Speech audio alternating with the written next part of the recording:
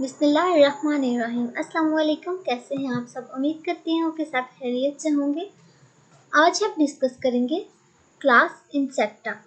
Class insecta जिसका सब phylum है हेक्सापोडा, जबकि फाइलम है आर्थ्रोपोडा। चलो जी, सब हम इसका देखते हैं इंट्रोडक्शन। क्लास इंसेक्टा बहुत बड़ी क्लास है। इसकी 6 to 10 मिलियन स्पीशीज डिस्कवर हुई हैं। ठीक है, 6 to 10 मिलियन स्पीशीज।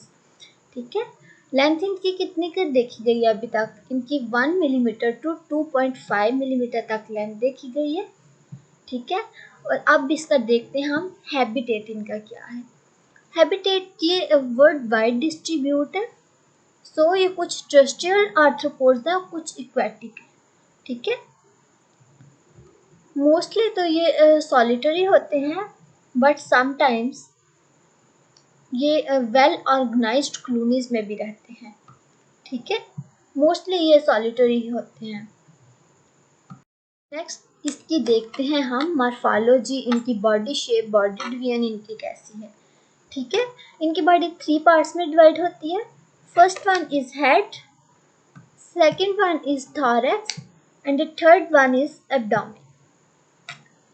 हेड को सबसे पहले डिस्कस करते हैं। तो हेड में कितने, इनकी बॉडी ना सेगमेंटेड होती है। ठीक है, सेगमेंटेड बॉडी होती है और हेड में इनकी 6 सेगमेंट्स होते हैं। हेड 6 सेगमेंट्स पे कंसिस्ट होता है।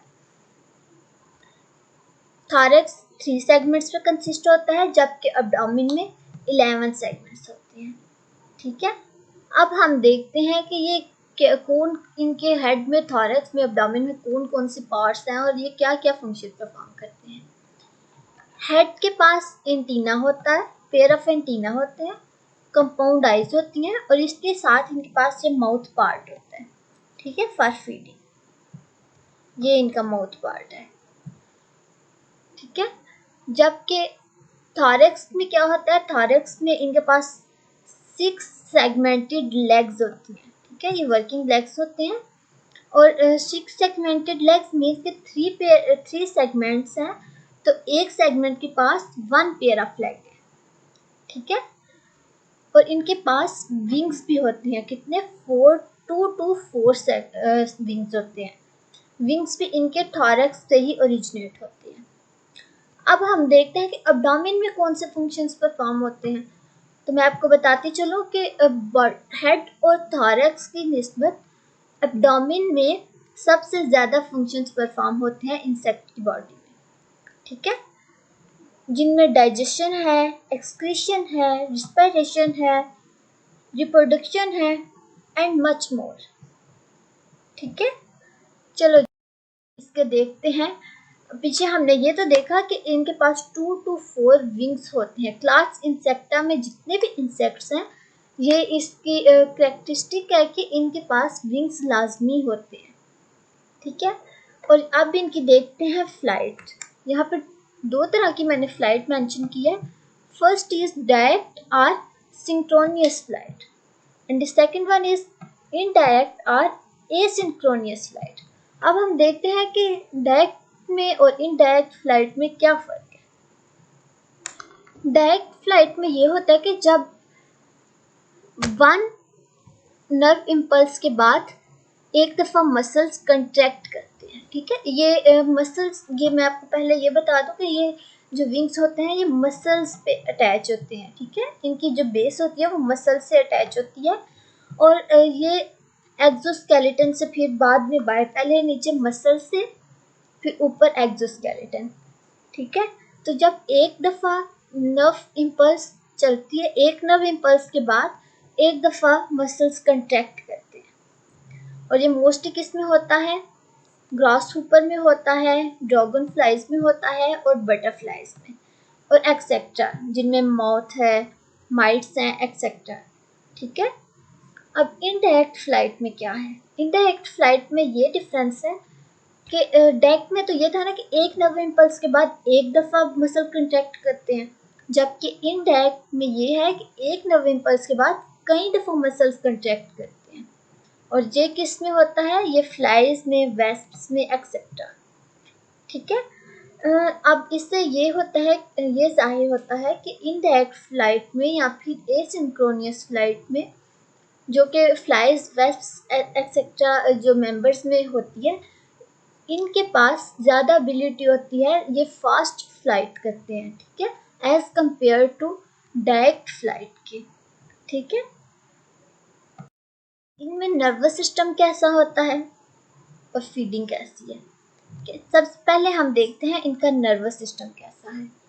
नर्वस सिस्टम के लिए इनके पास होता है ब्रेन और वेंट्रल नर्व गार्ड, ठीक है। ब्रेन जो होता है डॉर्सल ब्रेन होता है, जो कि वेंट्रल नर्व गार्ड के साथ लिंक हुआ होता है, ठीक है। और ये वेंट्रल नर्व गार्ड के ऊपर बहुत से गैंग्लिया होते हैं प्रेजेंट, ये इसका नर्वस सिस्टम, ठीक है। ये इसका नर्वस सिस्टम है सारा। और ये इस यहाँ पे ब्रेन होता है, डॉर्सल ब्रेन, और जो कि वेंट्रल नर्व गार्ड के साथ लिंक होता है, और वेंट्रल नर्व गार्ड पे बहुत गैंग्लिया प्रेजेंट होते हैं, ठीक है। इसके अलावा इनके पास सेल्स होते हैं जो कि डिटेक्ट करते हैं पेन वगैरह को और फिर ट्रांसमिट करते हैं सेंसेशन ऑफ पेन, ठीक है। आगे हम देखते हैं इसकी फीडिंग, किस किस पे इनकी क्या फीडिंग है, क्या डाइट प्लान इनका क्या क्या किस चीज़ पे डाइट करते हैं, किस पे फीड करते हैं ये। तो फीड ऑन लार्वा, मोस्ट जो है वो लार्वे पे लीव्स पे फीड करते हैं, रूट्स पे फीड करते हैं, वुड पे, सीड पे, नेक्टर पे, ठीक है। और एफिड्स और लीफ ऊपर जो होते हैं वो प्लांट्स के जो जूसेस होते हैं उन्हें भी सक करते हैं, ठीक है। प्लांट के जूसेस को सक करते हैं। इनके पास स्पेशलाइज्ड माउथ पार्ट होता है जिसके थ्रू ये इनमें सकिंग की एबिलिटी भी होती है। अब हम देखते हैं, लेकिन कुछ इंसेक्ट्स ऐसे भी हैं जो कि लिविंग ऑर्गेनिज्म के जूसेस को भी सक करते हैं, जिनमें मॉस्किटो आ जाता है, एफिड्स आ जाता है, ये जैसे कि ब्लड वगैरह को, अब हमारा ही ब्लड मॉस्किटो बहुत ज़्यादा सक करता है और फिर साथ मलेरिया भी फैलाता है, बीमार भी करता है हमें। डाइजेशन इनमें कैसे होती है, डाइजेशन को मैंने पहले भी काफ़ी एक्सप्लेन किया, तो यहाँ पे ना मैंने इसका एक डायग्राम भी मेंशन किया कि डाइजेशन इनमें कैसी होती है। डाइजेशन इनमें होती है specialised tube which is alimentary tube, sorry alimentary canal, ठीक है। ये एक सिंपल ट्यूब होती है और ये माउथ से शुरू हो रही है और यहाँ पे एनस पे एंड होती है, ठीक है। और यहाँ पे आगे फेरिंग्स में एसोफेगस, क्रॉप और मिड गार्ड, ये वैसे आगे जो है ना इसके पार्ट्स हैं। एलिमेंट्री कैनाल जो होती है ये एक सिंपल कॉइल्ड ट्यूब होती है, ठीक है। और इसके अंदर सलाइवरी ग्लैंड्स होते हैं जो कि फूड को डाइजेस्ट करते हैं, फूड को ब्रेक करते हैं। और सिर्फ सलाइवरी ग्लैंड्स नहीं होते, सलाइवरी ग्लैंड्स क्या करते हैं, ये हार्मोन्स और एंजाइम सिक्रीट करते हैं, ठीक है। और इसके साथ साथ इनके पास यहाँ पे एलिमेंट्री कैनाल के अंदर बैक्टीरिया और माइक्रो ऑर्गेनिजम्स भी होते हैं जो कि फूड को डाइजेस्ट करते हैं। समझ आ रही है आपको। और एक्सक्रीशन इनकी होती है थ्रू मेल्पिजियन ट्यूब्स। ये मेल्पिजियन ट्यूब्स आपको नज़र आ रही है, ये लंबी लंबी सी ये धागे धागे या फिर जो भी आप इसे कह लें, थ्रेड से नज़र आ रहे हैं आपको। ये थ्रेड्स हैं जो ये मेल्पिजियन ट्यूब्स हैं और ये as an excretory organ function perform करते हैं, ठीक है। ये आपको समझ आ गई इसकी डाइजेशन और एक्सक्रीशन। अब हम चलते हैं सर्कुलेशन में। सर्कुलेशन इनमें क्या है, ओपन सर्कुलेटरी सिस्टम है। ये यहाँ पे इंसेक्ट की ये बॉडी है, ये आप देख रहे हैं कि ये ब्लड जो है ओपन सर्कुलेटरी सिस्टम है, मीन्स कि इनके पास आपको यहाँ पे कोई आर्टरी कोई वेन नहीं नज़र आ रही, ठीक है। और ब्लड पूरी बॉडी में फ्लो कर रहा है, ये विंग्स में भी जा रहा है, लेग्स में भी जा रहा है, इवन के एंटीना में भी ऐसे फ्लो कर रहा है, सारी बॉडी में फ्लो कर रहा है, ठीक है। इनमें कोई आर्टरीज और वेन्स वगैरह नहीं है। रिस्पायरेशन इनमें कैसे है, रिस्पायरेशन के लिए अब जो ट्रस्टियल आर्थ्रोपोड्स हैं, ट्रस्टियल इंसेक्ट्स हैं, ट्रस्टियल हेक्सापोड्स हैं, उनमें रिस्पायरेशन कैसे होती है, उनके पास लंग्स नहीं होते और लंग्स के रिप्लेसमेंट के लिए उनके पास स्पायरेकल्स होते हैं। स्पायरेकल्स क्या हैं, ये आपको यहाँ पे नजर आ रहे हैं, ये होल्स हैं, स्मॉल होल्स हैं। और ये ना सिर्फ ऑक्सीजन को बॉडी के अंदर जाने में हेल्प करते हैं, बल्कि also allow carbon dioxide to escape the body. ठीक है। और इक्वेटिक इंसेक्ट्स में क्या होता है? इक्वेटिक इंसेक्ट्स में गिल्स होते हैं फॉर रिस्पायरेशन। रिप्रोडक्शन, इनका जो साइज में इंक्रीज होता है, मतलब एक बॉडी है उनकी, इसकी जो ग्रोथ है वो एक्डाइसिस के थ्रू होती है। एक्डाइसिस होगी तो एक्सोस्केलेटन जो है वो छोटे वाला उतरेगा और बड़ा रिप्लेस होगा। ठीक है, बड़ा डेवलप होगा, तो साइज में तो ही इंटरनल जो बॉडी है वो साइज में इंक्रीज होगी। तो इनकी जो ग्रोथ होती है वो एक्सोस्केलेटन से होती है। और रिप्रोडक्शन इनमें कैसे होती है? रिप्रोडक्शन इनमें सेक्सुअल रिप्रोडक्शन होती है, और समटाइम्स कंप्लीट और इनकम्प्लीट मेटामॉर्फोसिस भी होती है। ये इनकी लार्वल स्टेज है।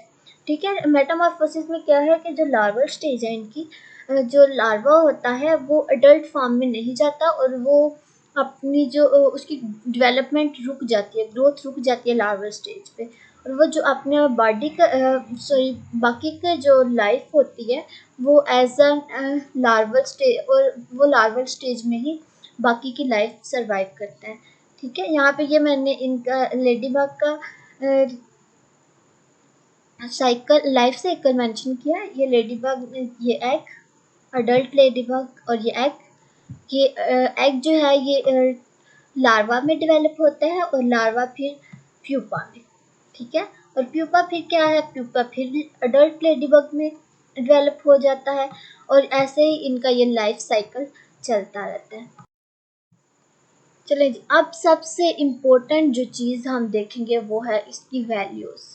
हमने काफ़ी इसका देख लिया, मॉर्फोलॉजी देखी है, respiration, nervous system, digestion, excretion, बहुत कुछ देख लिया। लेकिन जो हमारे काम की चीज़ है कि ये हमारे लिए क्यों ज़रूरी है, हमें तो ये इससे मतलब है कि ये हमारे लिए ज़रूरी क्यों है, बाकी सारा कुछ तो हमने वैसे एक्स्ट्रा नॉलेज के लिखा। तो वैल्यूज़ इनमें क्या है कि ये न्यूट्रिएंट्स की साइक्लिंग में हेल्प करता है, जैसे कार्बन साइकिल हो गया एक्सेट्रा। ठीक है, नाइट्रोजन साइकिल में भी हेल्प करता है, ये साइकिल न्यूट्रिएंट्स की साइकिल में हेल्प करता है। इसके अलावा ये जैसे एफिड्स हैं या फिर बटरफ्लाइज हैं, वो एक पे बैठती हैं एक प्लांट पे, और दूसरे प्लांट पे फिर एक फूल पे बैठती हैं, फिर जाके दूसरे वहाँ से जूस सक करते हैं, फिर उड़ के दूसरे जाके बैठ जाते हैं दूसरे प्लांट पे या दूसरे फूल वगैरह पे, तो वहाँ से सक करते हैं। तो इस तरह ना ये पोलिनेशन में हेल्प करते हैं। ठीक है, पोलिनेट ट्रांसफर करते हैं और पोलिनेशन में हेल्प करते हैं, और ये बहुत बड़ा इनका रोल है। इसके अलावा बहुत से इंसेक्ट्स एज अ फर्टिलाइजर भी यूज होते हैं। ठीक है, इनके पास और ये सीड भी डिस्पर्स करते हैं, जैसे कि पोलिनेशन में हेल्प करते हैं, ऐसे ही ये एक प्लांट पे आके बैठते हैं और फिर दूसरे प्लांट पे जाके बैठ जाते हैं, वहाँ से फ्रूट्स वगैरह साफ करते हैं या फिर वहाँ खाना करते हैं। इस तरह जो है ना ये सीड के डिस्पर्सल में भी हेल्प करते हैं, जिससे हमें बहुत ज़्यादा फ़ायदा होता है। इससे हमारे प्लांट्स भी इंक्रीज होते हैं और हमें ज़्यादा मेहनत भी नहीं करनी पड़ती। और सबसे जो हमें यूज़फुल है वो है कि ये सब्सटेंसेस भी प्रोड्यूस करते हैं, जैसा कि हनी। इसके अलावा और भी बहुत सी चीज़ें हैं जो कि हम इंसेक्ट से हासिल करते हैं। ठीक है, क्लियर?